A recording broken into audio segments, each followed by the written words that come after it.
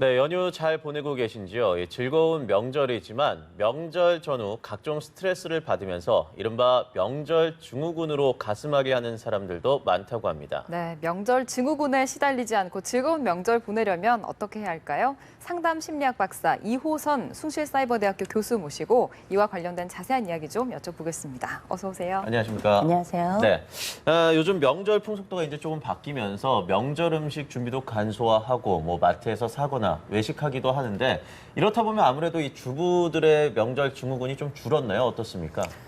그런 집만 그렇죠. 네. 그전부터 많이 하던 집은 지금도 많이 합니다.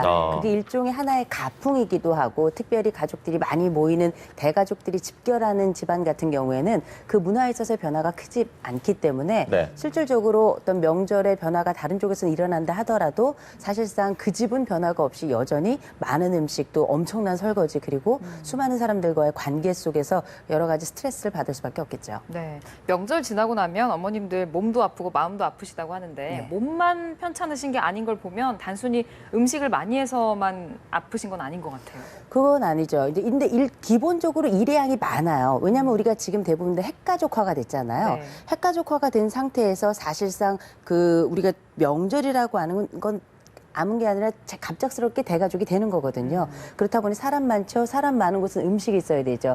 음식 만들다 보면 워낙에 우리가 만들던 양보다 훨씬 더 많은 양, 곧 엄청난 일이 가중되고 또 일의 강도도 굉장히 강합니다. 그리고 설거지도 보통 이만한 설거지가 몇 개씩 나오거든요. 네네. 그러니까 이렇다 보니까 일도 워낙에 힘들고 거기에다 그전에 평소에 잘 만나지 않았던 많은 친인척들 한꺼번에 만나면서 네. 이 관계가 주는 압박도 상당하거든요. 그리고 이제 며느리들 같은 경우에는 일을 잘했느니 못했느니에 대한 평가가 또 명절에 어마어마하게 쏟아집니다. 예. 그렇다 보니 몸도 힘들고 마음도 힘들고 이 두 가지가 동시다발적으로 작용을 하니 사람이 가지고 있는 스트레스는 강도가 굉장히 높아지게 돼 있죠. 네. 그리고 이 명절 증후군을 겪는 대상이 대부분 주부라고 알려졌지만 남편들 역시 이런 증상에서 빠져나갈 수 없다고요. 만만치 않죠. 우리가 명절 증후군이라고 하는 게 단순히 명절부터 시작해서 명절 끝나고 얼마 후까지가 아니라 명절 전 2주 그리고 명절 후 2주까지를 우리가 명절 증후군 그 기간이라고 불러요. 네. 그럼 이제 명절 2주 전부터 남편들 눈치 보기 시작해야죠. 그 눈치 없는 남편들은 모르겠지만 눈치가 조금 있는 남편들은 아내의 그 예민해지는 과정을 알거든요. 예. 그리고 그 명절 때에는 어떻게 가족들하고 함께 지낸다 하더라도 명절이 벌써 지금 나흘 중에 이틀이 끝나지 않았습니까? 네. 오늘부터 본격적으로 눈치 보기 정쟁이 시작이 될 텐데 또 그 집에 가서도 아내 눈치만 보는 것이 아니라 아들 역할도 해야 되잖아요. 형제 간에 또 경쟁이 있잖아요. 거기다 지금까지 왔던 7시간의 그 대장정을 다시 또 시작을 해야 되잖아요.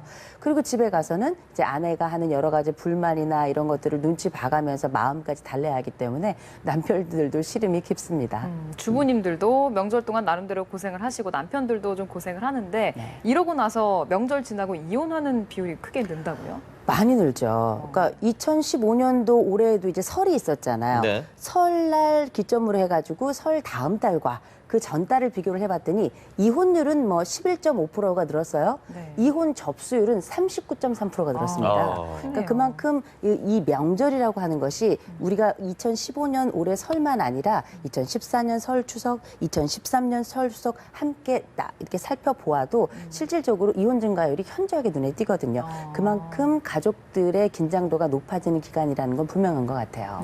네, 이럴 때일수록 남편들의 역할이 더 중요하다고요.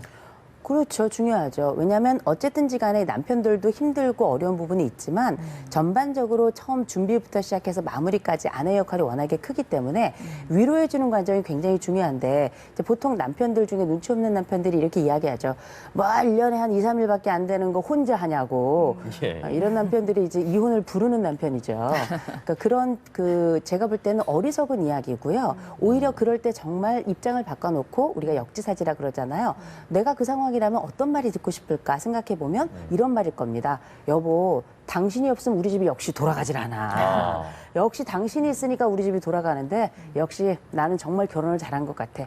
이런 이야기가 사실은 모든 시름뿐만 아니라 스트레스를 확 날리는 거거든요. 네. 남편들의 센스가 필요합니다. 그럼요. 저는 겪어보지 않은 상황이라 모르는데 재밌는 설문조사가 나왔습니다. 며느리들이 제일 화날 때가 언제일까? 남자들이 TV만 볼 때, 이게 1위더라고요. 그렇죠. 이제 수족이 멀쩡한데 그 앉아서 TV만 보고 있으니까 네. 사실 속상하죠. 왜냐 요리를 하고 음식을 만들 때는 TV를 보고 있고 예. 또 이제 설거지를 할 때가 되면 또 들어가 자요. 그러니까 이게 참 아내들 입장에서는 어떻게 보면 요새 맞벌이하는 부부도 많거든요. 그리고 또 일의 강도가 워낙에 많다는 걸 아는데도 불구하고 오히려 본인이 나와서 팔 한번 썩 걷고서 아 이번 명절 설거지는 내가 할 거야. 이렇게 만약에 한번 얘기한다면 그 아들이 설거지를 나서서 한다는데 어머니는 속이 쓰려도 아무 말씀 못 하시는 거거든요. 그게 최근에 시아버지들보다 더 눈치가 없는 거예요. 최근에 플랜카드를 보니까 며느라 어서 와라 올 추석 설거지는 시아버지가 하마 뭐 이렇게 플랜카드가 붙었더라고요. 네. 그러니까 센스 있는 시아버지들이 늘어가는 반면에 이 남편들의 눈치는 조금 더 늘어야 될 것 같습니다. 아 근데 이게 또 사실상 남자 입장에서도 이렇게 TV만 보고 있는 거를 약간을 변호를 한다면 뭐 이렇게 음식을 하고 있을 때 가면 아이고 걸리적거린다고 가서 TV나 보라고 이런 네. 경우도 있습니다. 그러니까 3번은 권해야죠. 아, 3번이요. 그렇죠. 예. 그리고 이제 사전에 아내하고 미리 얘기를 좀 하시는 게 좋아요. 왜냐하면 아내 입장에서는 어르신들이 계시기 때문에 거기에서 뭐 여보 이거 해줘 저거 도와줘 이렇게 말하기가 참 어려워요. 그 그렇죠. 입장이. 그럴 때 먼저 딱 나서준다면 그거야말로 백마탄 왕자죠. 그게 센스겠죠. 그렇죠. 네. 네. 또 이제 명절이면 주부뿐만 아니라 뭐 학생, 직장인들 모든 연령대를 분분하고 이 각종 친척들에게 잔소리 아니면 뭐 네. 조언이라는 이름의 잔소리를 듣게 되는데 이런 말조심들도 좀 해야 될 것 같습니다. 이제 추석이 되면 이게 가족이 모이는 건지 강적들이 모이는 건지 네. 헷갈리는데 근데 어르신들 입장에서는 그런 말씀 한마디 하시는 게 사실은 관심이에요. 근데 너무 오랫동안 떨어져 있다가 1년에 한두 번밖에 안 만나기 때문에 할 얘기가 없습니다. 그렇죠. 그러니까 흔히 이제 관혼상제를 물어보는 거예요. 애들 10대 애들한테는 너 공부 잘하냐, 조금 더 지나면 대학 어디 갈 거냐, 취업은 했냐, 뭐 애인은 있냐, 결혼은 할 거냐, 애는 하냐냐 줄이냐, 뭐 셋이다 그럼 넌 애 만났냐, 뭐 이런 이야기들을 많이 하시거든요. 네. 근데 그게 싫은 얘기가 아니라 사실은 염려이고 또 이렇게 걱정을 해주시는 관심인데 그것보다는 요새는 또 경기도 어렵고 아이들도 그렇고 살기가 참 어려운 세상이잖아요. 이럴 땐 제가 볼 때는 이런 얘기 해주시면 참 좋을 것 같아요. 야, 너는 어렸을 때도 인물이 좋더니 더 잘생겨지는구나. 또 뭐 아니면 이렇게 쳐다보고 있다가 역시 너는 뭐가 돼도 될 녀석이다. 참 옛날부터 괜찮더니 여전히 괜찮구나. 이런 이야기는 우리가 왜 뭐가 돼도 될 사람이다 이 얘기는 또 거짓말은 아니에요. 사람은 또 뭐가 돼도 되니까. 그러니까 이제 예. 이런 그 기쁜 마음으로 상대가 받아들일 수 있는 이야기가 뭔지 한 번쯤 고려해 보신다면 네. 이런 뭐 어떤 성과를 묻는 것보다는 앞으로의 기대에 대해서 이야기해 주시는 게 더 좋을 것 같아요. 네, 좀 좋은 말씀인 것 같아요. 어쨌든 명절은 이제 매년 돌아오니까 우리가 다 같이 좀 행복하려고 모이는 거잖아요. 네네. 행복한 명절을 만들기 위한 팁 마지막으로 좀 주시죠. 사실 우리가 그 작년에 가짜 기부스가 유행을 했었어요. 아, 예. 근데 그건 아주 몇몇 사람밖에 안 한 거지만 그게 며느리들의 심정을 대변하기 때문에 그게 아주 굉장히 이슈가 됐었는데 네. 정작 필요한 것은 이런 기부스가 아니라 사실 마음의 기부스인 것 같아요. 그건 바로 뭐냐면 배려겠죠. 네. 그 상대방의 입장을 조금 더 생각해주고 그 노고를 취하해주고 그리고 그 사람이 가지고 있는 열심히 했던 그 부분에 대해서 일일 휴가와 같이 또 뭐 정 누가 나를 도와줄 사람이 없다. 그럼 뭐 나를 위한 선물도 하나 하고 내 자신을 위한 배려 그리고 우리 남은 가족들을 위한 배려를 해주신다면 아마 올 추석은 그야말로 이번에 슈퍼문이라 그러잖아요. 네. 슈퍼 패밀리가 될 것 같습니다. 네, 알겠습니다. 계속 남은 명절 여러분 행복하게 보내시길 바라고요. 지금까지 상담 심리학 박사 이호선 숭실사이버대학교 교수와 함께했습니다. 고맙습니다. 감사합니다. 고맙습니다.